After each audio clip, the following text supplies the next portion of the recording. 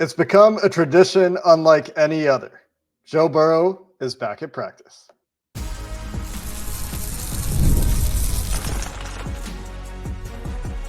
You are Locked On Bengals, your daily Cincinnati Bengals podcast. Part of the Locked On Podcast Network, your team every day. What up, Bengals fans, and welcome to another episode of the Locked On Bengals podcast. I'm your host, Jake Liscow. He's your host, James Rapien, and Joe Burrow is back at practice. If you're new to the Locked On Bengals podcast, you can find us on YouTube or anywhere you get your podcasts, as we're part of the Locked On Podcast Network, covering your team every day. Stay up to date on all things news and analysis Cincinnati Bengals right here on Locked On Bengals. Shout out to all the everydayers and everybody out there who makes us their first listen. And James, you were one of the few that got to be in attendance in person to see Joe Burrow's technically, I guess, second throwing practice. The Bengals did have a practice on Monday where Burrow threw. It was not open to the media. There were clips that Bengals Social put out, a lot more that we saw today from the full Bengals beat in attendance there recording Joe Burrow's return to work. He's back and he looked like Joe Burrow, and it's weird. I'm having deja vu because we've done this before, but he really did. From the arm, the throwing, all of those things, which we can discuss in more detail.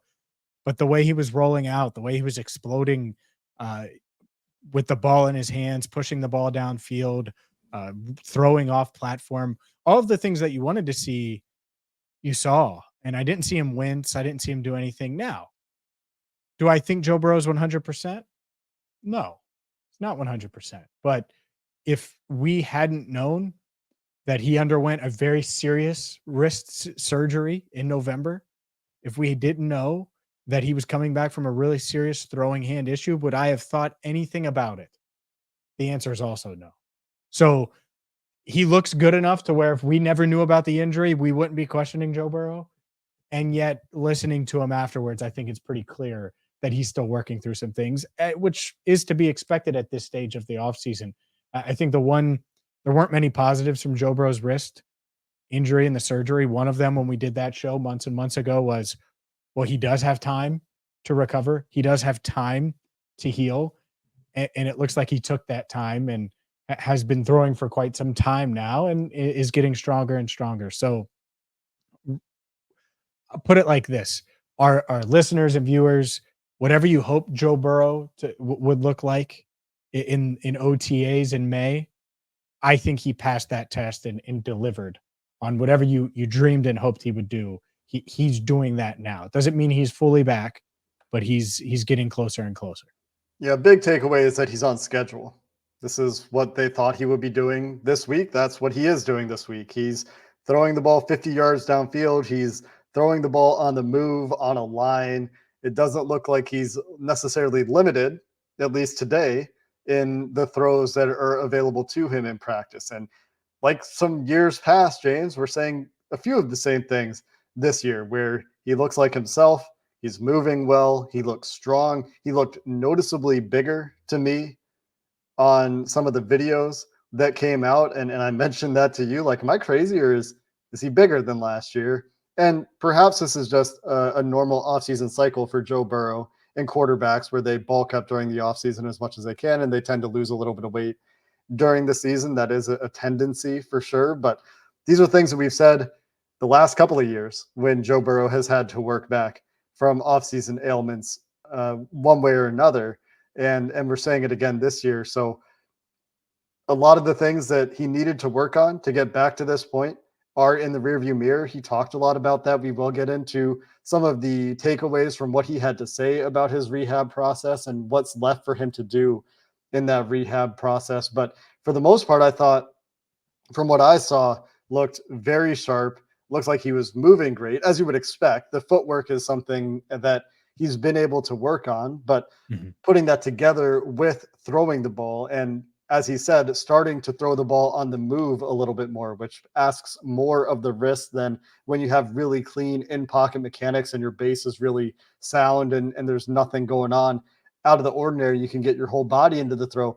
There was a lot of that moving on the run, both left and right, throwing on the run in this practice. And these are all good things to see. Wide receivers having positive things to say about the velocity and the way the ball is coming out of Joe Burrow's hands. So all in all, I think a very positive day of takeaways for Burrow, where you can tell that he's still working back because we know. And so we're paying more attention to certain things. But the fact that he's where he is in OTAs is a very positive sign, considering, especially when you consider some of the things he had to say, which we will get to. Like I said, we'll break down some of the things he had to say in those takeaways as well. Yeah, I think the other element here and something that Joe was able to do, the other positive, I guess, is how I should phrase this. But the other positive, you mentioned putting on a few extra pounds or putting on some extra muscle, getting stronger, getting bigger. He's clearly, let's just throw the throwing out of it for a second. He's clearly moving. He was sprinting in between when they're going from one side of the field to the other. He sprinted. I have a video of him sprinting after handing the ball off to Chase Brown, and he sprints with him, and it almost looks like he's trying to be his lead blocker. He's clearly working on the conditioning element, the athleticism, the explosiveness, all of those things, which isn't a shock. He's a gym rat. He loves the gym. He's going to be one of those guys that is 80 working out. Like, that's just what Joe Burrow is. But he's been able to do all of those things. And so the good news is none of that stuff. He's not working his way back there. It's not like the ACL where it's the same in that way. And he's passed every test to this point, like you said, on schedule from a grip standpoint, a throwing standpoint. And so now I think it's more about getting those aches and pains in that wrist, getting those out. And how do you do that? Well, you get stronger. I'm sure he's trying to get that wrist up to full strength fully. That doesn't mean that he can't put some zip on the ball, because he did. You're right. I talked to Andre Yosevach after practice, Trent Irwin, both saying the same things. And you really, it's because we're paying attention that we're noticing that it might be a smidge off. And it's because of what Joe Burrow said, to your point. And so we should probably get into that, because I thought he was really good, talked for nearly 20 minutes and kind of pulled the curtain back a little bit about this injury and about the offseason, his mindset, so on and so forth. And I think some of the things he said really reveal some important maturity that we've been looking for from Burrow, that has to do with being honest with himself about how he's feeling and not pushing himself in ways that lead to things like the calf injury in training camp last year. For example, not pushing yourself in any rehab beyond the point of what is healthy and finding where that line is. And he talked a lot about that on Tuesday as well. My last point on the throwing itself, the only thing that even began to give me any question as to whether or not the wrist was 100% was there's just like a little bit of wobble on a couple balls he's thrown that we've seen videos of. Nothing that's too concerning, but typically the ball coming out of Joe Burrow's hand, it's clean, tight spiral, high RPMs. And I think when you combine what Burrow had to say in his presser about trying to find that consistency again, feeling a little bit more rusty with his mechanics than normal because of the time he had to take off from throwing, the increased gap in throwing compared to what he's normally had, that I think is probably what we're seeing. But the rest of the takeaways for me that kind of explain perhaps some of that, and some of that could just be normal variance, right? In your first or second practice of the offseason program, like might be just a mountain out of a molehill, could be nothing at all.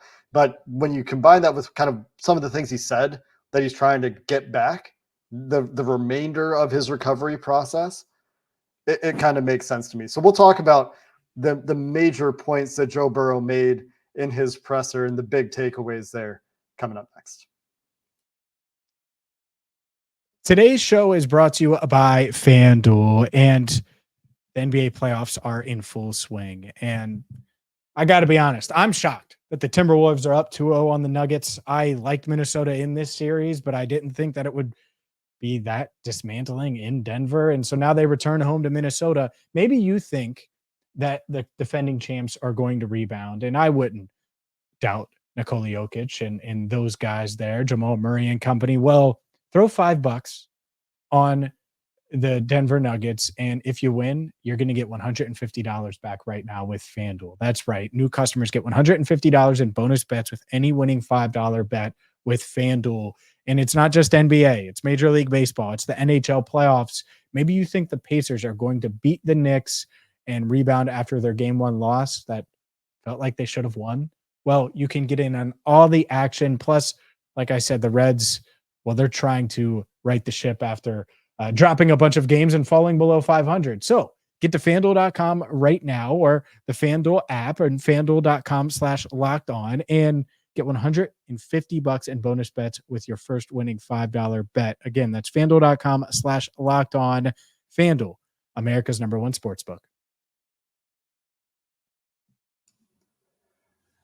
Joe Burrow held court with the Bengals beat down at Paycor Stadium for about 20 minutes. Like you said, James had a lot of interesting commentary and some good openness and honestness about his recovery and about some of the big lessons learned. What stood out the most to you as you were sitting in the room hearing what Joe Burrow had to say?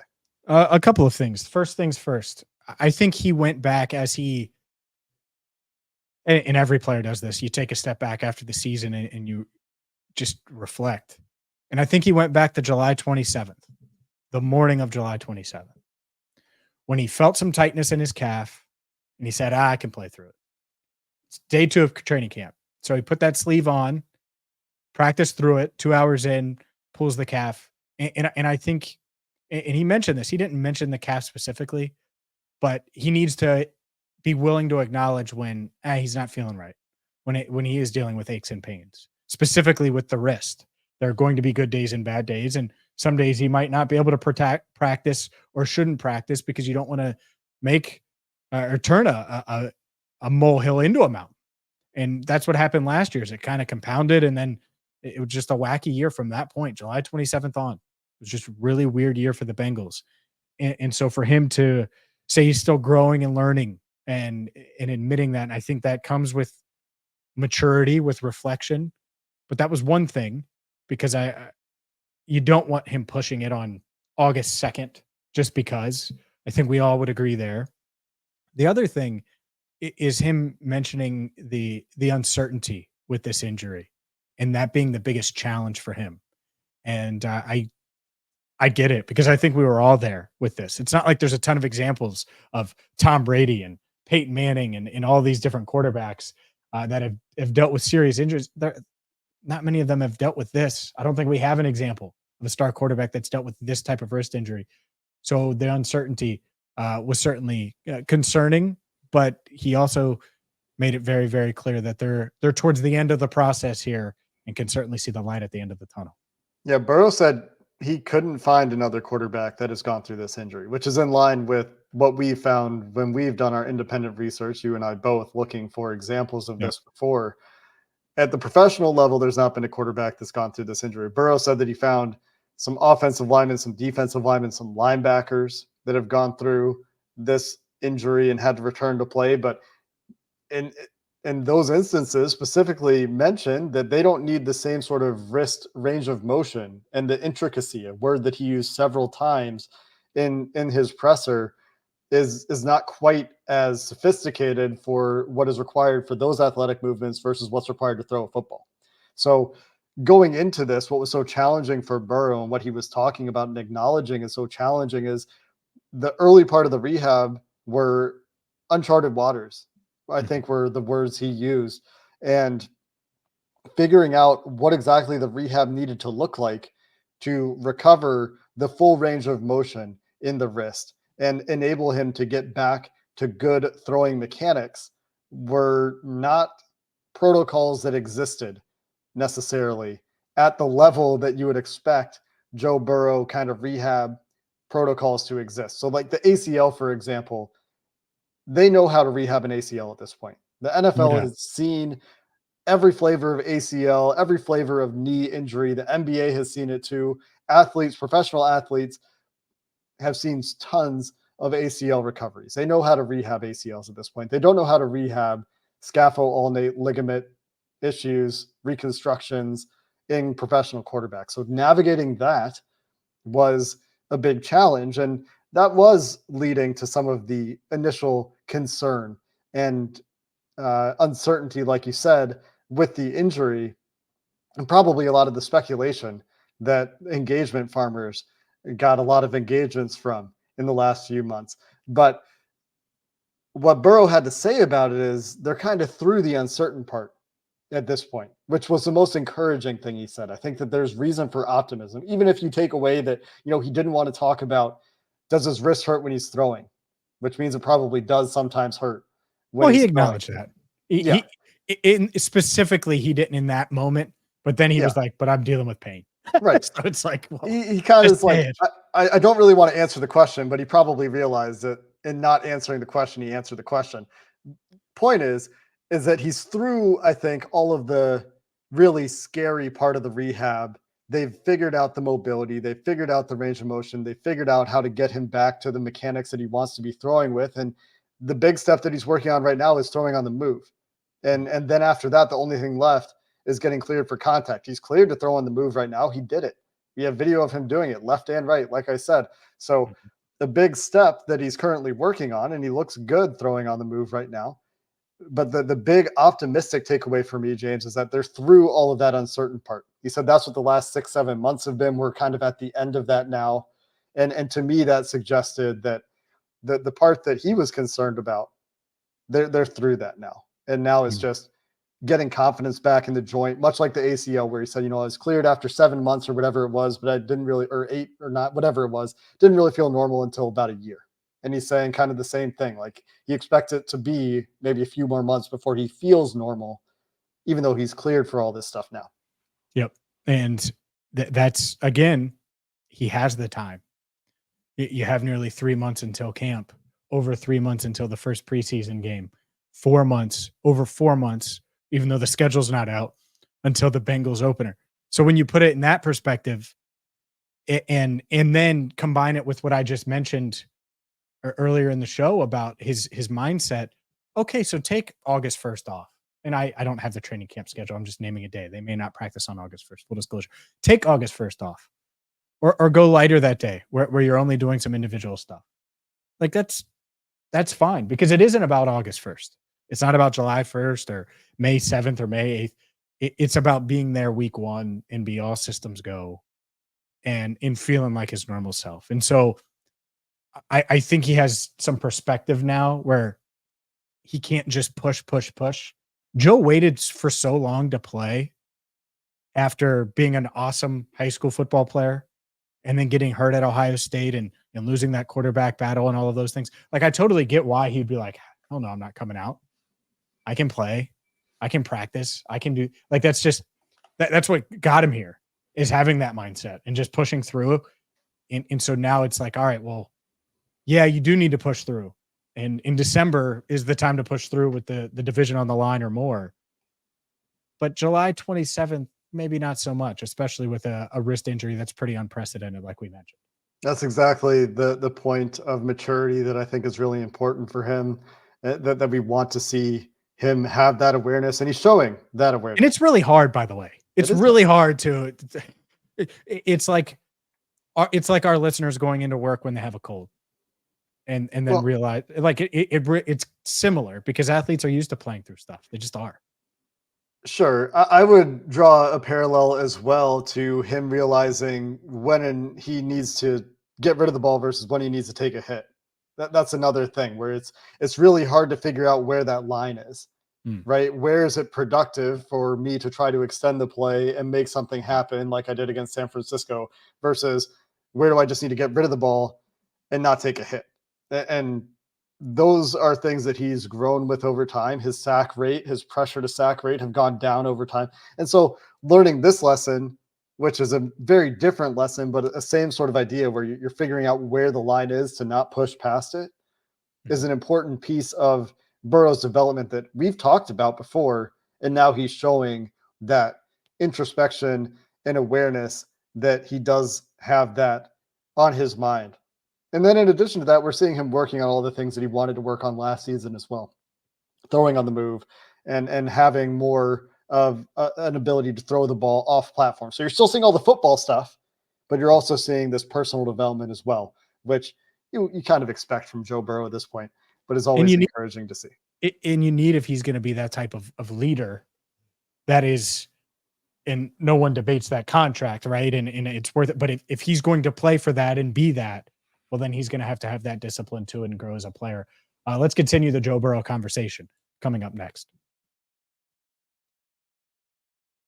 You've heard us talk about Monopoly Go a lot on this podcast, and because, well, Monopoly Go is awesome. And if you are new to the podcast, if you haven't heard about it, if you haven't downloaded it yet, if you've been hesitant, well, Monopoly Go is going to be perfect for you. It's going to be perfect for Joe Burrow. Joe, I know you're listening, because you could team up with friends for time tournaments where you can compete, where you can build up each other if you want to team up and climb each other's boards. And you can also win together and unlock awesome prizes as well. So whether it's the competitive side and you want to kick the crap out of your friends, or it's the teamwork side and you want to team up and wreak havoc on all of the Monopoly Go community, you can do so. And there's always new timed events that help you win big, massive multipliers for everything you win, rent frenzies as well. There's always something fun to discover with Monopoly Go. So get off the bench and go download it now for free in Google Play or the App Store. Again, it's on Google Play or the App Store for free. Game on with Monopoly Go. Other Joe Burrow takeaways, James, anything else you want to cover with regard to his presser or his practice today? There's not a ton. I think it's exactly where you hoped he would be, but mentally, physically, all of the above. And I expect to see, I go back to that July 26th practice. I've said it 1,000. You've heard me say it 1,000 times, and our everydayers have heard it, but it's the best practice I've ever seen Joe Burrow best I've ever seen Joe Burrow look. He was awesome on July 26th last year. It was crazy how good he looked. And I think it's realistic to think that he's going to get back to that level, or maybe even rise above that level. And would we have said that 3 months ago? I think we would have said we hope so, but I say it with much more confidence now, just having watched him on Tuesday.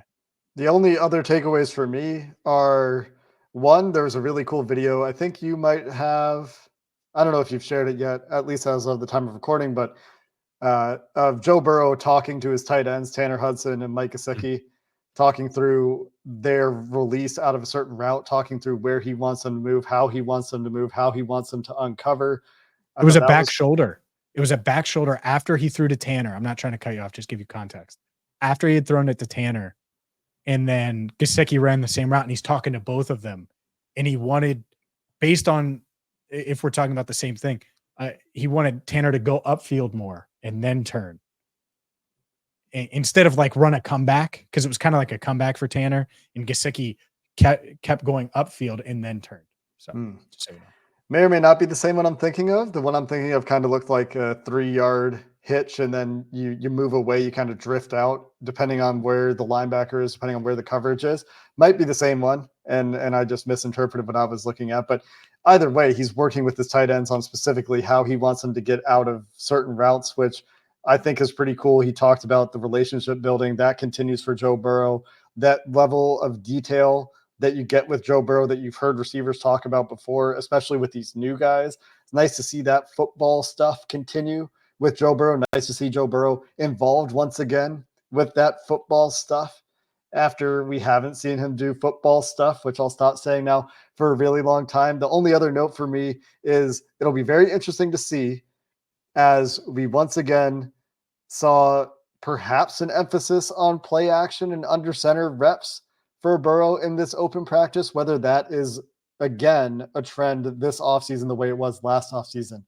Not seen enough yet to call it a trend, but they're under center again in the early offseason program, working on footwork, working on timing, working on Burrow getting out of those drop backs and getting into those throws.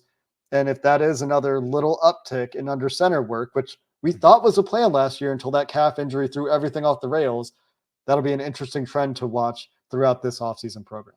No doubt. No, that's a trend, and it's something I expect, because they did spend a decent amount of time on Tuesday doing that. And I did post, see, this is one that we will be on the same page on for sure. I posted a video of Burrow play action to Chase Brown in the backfield, play action to 30 over the middle to 88, Mike Gesicki. And so that one, backwards hat Burrow delivering, that one's on Twitter if you want to check that one out. There's some great clips of him throwing the ball, of him looking really good. And maybe you'll see some of the wobbles that I was talking about earlier as well. But by and large, I thought it was a great day for Joe Burrow. And it was really interesting to hear his honesty and candidness with the media in his presser. This optimism that things will get back to normal, I think is the biggest takeaway. And then that he's clearly not quite at 100% yet. And he's aware of how he needs to manage his body. And that's something that he's continuing to develop. Players not in attendance, just some other practice notes if we're through with the Burrow topics, which I think we are. Trey Hendrickson not there, T. Higgins not there, Jamar Chase not there. T. Higgins technically not under contract, so he doesn't have to be there. Obviously, he's not on the team, technically speaking. But Jamar and Trey Hendrickson, some notable absences, and Tyson Anderson and